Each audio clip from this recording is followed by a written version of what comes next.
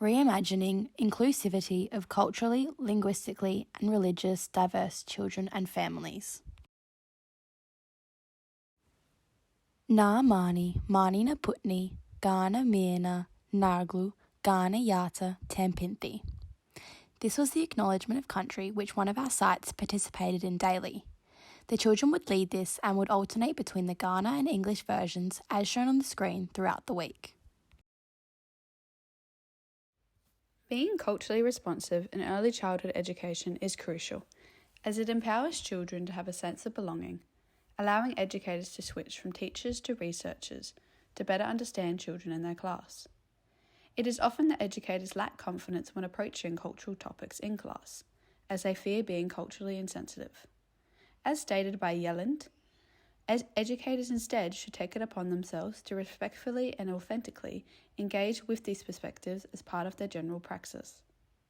In order to be culturally responsive, educators should aim to connect the learning to children's home experiences, utilise the funds of knowledge each child brings into the classroom, and ensure they have a positive outlook on their own cultural identity within the classroom. A culturally responsive pedagogy, which reflects educators making connections between each child's experiences to schooling, allows for the support of languages and cultures of the students within the classroom. As educators address culture within their classroom, they begin to form strong connections to the Australian Institute for Teaching and School Leadership, ATSL. It is found that when educators begin to explore culture, they address two main standards. Standard 1.3, students with diverse linguistic, cultural, religious and socio-economic backgrounds, and Standard 2.4, understand and respect Aboriginal and Torres Strait Islander people to promote reconciliation between Indigenous and non-Indigenous Australians. There are connections made to the two standards mentioned as educators begin to work closely with students from diverse backgrounds, allowing for a better understanding of each child's funds of knowledge which they bring into the classroom. For example, on placement, we began to form connections with students' cultural backgrounds by asking students to tell us ways they said good morning at home. We then took this the next step further by introducing a flag to match the culture they suggested, as seen pictured. Unfortunately, upon later reflection, as a group we decided we perhaps went down a tourist path. It was also seen that throughout our placements, we felt as though we made strong connections to the Standard 1.3 as we considered and recognised children's learning needs and wants from children of diverse cultures, made a conservative effort to continually get to know the families of all children, in particular those who might have been from a differing background to our own. This was done through daily conversations with parents at drop-off and pick-up times. It was hard to speak to parents without overstepping our boundaries as pre-service teachers. However, we were able to discuss things such as, Lily says she knows how to say konnichiwa, and she says it at home. May I ask what language you speak at home? Standard 2.4 was addressed as we also acknowledged the traditional landowners daily, ensured all children in the class understand why we do this, explored the preschool context in relation to the land, what land do we stand on, introducing children to various Indigenous groups such as the Wild Piri people, exploring how the Wild Piri people made damper bread through a Dreamtime story where children could crush seeds that the Spinifex pigeon collected, and making an edible bush tucker garden by planting bush tucker plants. Throughout our professional experience, we conversed about the theories which were informing our pedagogy and practice. Upon reflection, we agreed that social cultural theory was influencing our decisions. As stated in Wink and Putney, social cultural theory refers to how learning is influenced by how in which people interact with each other as well as the culture around them. This is based upon the idea that we learn from those around us and that learning is mainly a social process. This links to our topic as we collaborated with children and families within our sites to gain an understanding about each child's culture and ways in which we could embed this within our practice. We felt as though a postmodern perspective allowed us as group members to view our practice from multiple perspectives rather than just one sole educator. Having an understanding of postmodern theories also allowed for critical reflection of self and discussion with group members of what direction to head in next. It was very important when entering our placement to start with the knowledge that each child brought and co-learn with the child. To engage in the practice of looking through the child's lens, teachers are required to implement curriculums which are relative to the children's experiences. For example, at one site, some children were observed to be very curious in building homes. This pre-service teacher took it upon themselves to discover the children's knowledge on this and to gain a better understanding of their culture at home and the environment which shapes their identity. From here, they engaged in multiple discussions with the children about what homes they have seen around them, and as a provocation, they introduced the children to homes around the world. The children became exceptionally curious about where these homes were and who might live in them. This can be captured in the photograph below. As pre-service teachers, we were also given an opportunity to discover different teachers, pedagogies and styles of teaching, and sometimes begin to challenge the current curriculum agendas. It was seen at some of our sites that there was a tourist or tokenistic style of curriculum currently in place. For example, some sites had countries' flags displayed without the children having the understanding of them or even the relevance of these flags. These pre-service teachers, when wanting to explore children's life worlds and funds of knowledge, were better advised not to do so, as there was a current curriculum set in place by the site for them to follow. This led them to truly question who held the power and how we as future educators need to consider turnaround pedagogies that allow for multiple perspectives and challenge current curriculum agendas. When heading into this placement, it was important that we looked beyond a Western worldview of developmental discourses, which view children's learning as linear. As stated in Yellen, Bentley, France and Rutledge, this is a dominant view within early childhood education which does not attend to children's home lives. A strategy used by Yellen, Bentley, France and Rutledge, which helped inform our pedagogy and practice, was to incorporate local expressions of Aboriginal culture into our daily teaching practice. An example of this, which was used at one of our sites, was embedding Kaurna language and culture within the daily routine. During the morning Bam Bam Balia, which was the morning group time, the children would begin by counting to 3 in Kaurna before saying their acknowledgement of country in either Kaurna or English. The children would lead this and engage in discussions throughout the day, sharing the importance of showing Naitalia, meaning respect, to the Kaurna Yurta, which is the Kaurna land. During the group time, the children would go around the circle sharing how they felt at this time. The children would use the Kaurna language of Maniai, meaning I'm good, Kukuai, meaning I'm not so good, or Yakumaniai, meaning I'm feeling a bit in the middle, with the use of their thumbs up, down, or to the side. Although there were no Aboriginal children within this classroom, it is important to acknowledge that the land is traditionally owned by the Kaurna people. With these discussions occurring frequently, the children had been observed to show the knowledge that they held on the reconciliation story and the importance of the Kaurna land. During one of our Bam Bam Balias, some of the children had suggested during lunch we had a Kaurna lunch, where we would sit in a polty circle and eat our lunch together. This is shown on the slide below.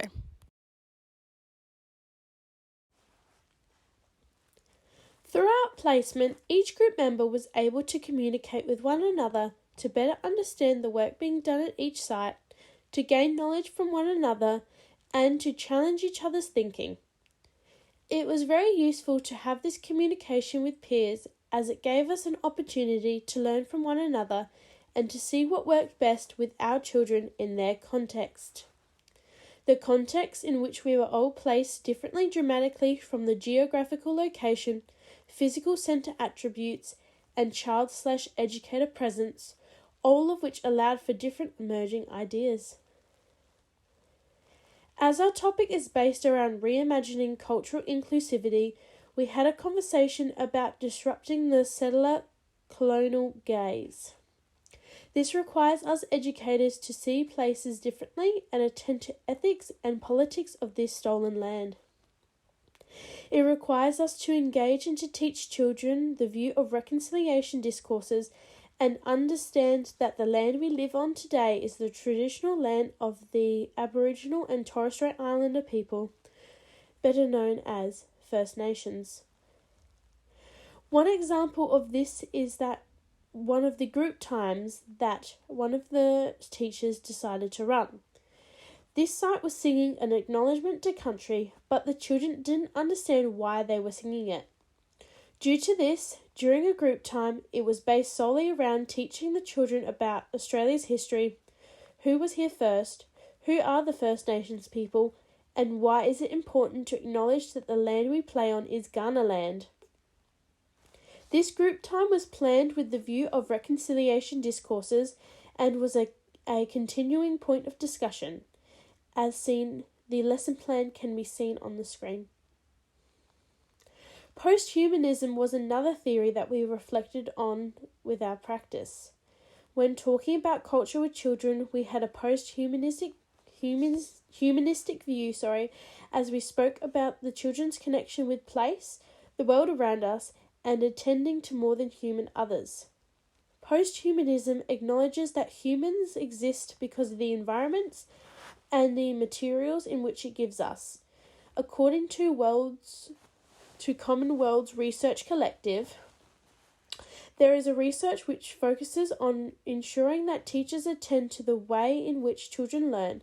This means relationships with both human and more than human others. This includes relationships with the land, animals, and materials which surround the children daily. To link this in with our topic, we had a post-humanistic view throughout our inquiries. For example, when the children were exploring insects, a topic of discussion was that the insects live in gardens and they shouldn't be removed from their homes. From this, the children grew an understanding of place, where insects live in our world, and why they are just as important as we are. When analysing our artefacts, we would consider the Reggio Emilia approach and their theory of 100 languages, which Rinaldi states is a metaphor for potential old children processes with constructing knowledge and creative processes. The 100 languages recognises that many ways of thinking, expressing ourselves, and understanding that children have. We understand that each child has their own personal strengths and funds of knowledge which reflect upon their cultures and how this influences their thinking and learning. When planning for learning experiences, we would ensure that it was open-ended, allowing the children to explore how they want, which allows us an insight into their processes and how they express their understandings. It was found to be beneficial to work and collaborate together as a group, as we had the opportunity to challenge one another's pedagogy and practice. We had the ability to touch base 1 to 2 times a week. It was helpful to hear that initially we all had similar worries about approaching the topic of culture. Our worries being that we were cautious of coming across as culturally insensitive. Throughout the block weeks, we shared and discussed the artefacts which we were collecting. This helped us provide feedback to one another and ideas on what worked, what could be done differently, and how could we build on this. As pre-service teachers, we understand that it is important to raise critical questions and to think about ethics and politics of teaching. We use the course literature to analyse our artefacts and to help us understand how they produce culturally inclusive provocations and practices. Throughout our placements, each of the members of our group were able to embed culture throughout our practice in different ways, aligning with our site's philosophies. On discussion, it became evident that some members of our group have introduced culture into their sites using a tourist approach. This was not intentionally implemented, however, on reflection has allowed for a learning experience for these members. An example of this was having the children choose a flag which was displayed on the board for them to see. The class would then say hello in that particular language. This is as stated in Yellen, Bentley, France and Rutledge as tokenistic tick boxing. On discussion, it became apparent that some members of our group took on a co-teacher and co-learner approach, allowing for a shift in the power, providing the children with the opportunity to construct meaningful learning experiences for themselves and the educators. An example of this, which was used at one of our sites, allowed for the children to become co-teachers by having them embed their first language throughout the day. It was evident through the observation displayed on the screen that the children thoroughly enjoyed this. In the observation, child C shared the translation in Mandarin for dragon fruit. This was a regular occurrence throughout the day. This allowed for not only the educators and the other children to learn from this, but it allowed the children to continue to develop their own cultural identity. As pre-service teachers, it was evident that we displayed respect for the diverse cultures within our sites. We collectively understood that each child brings with them their own strengths and capabilities reflecting their own cultural backgrounds, which Gay describes as being an important part of implementing a culturally responsive pedagogy.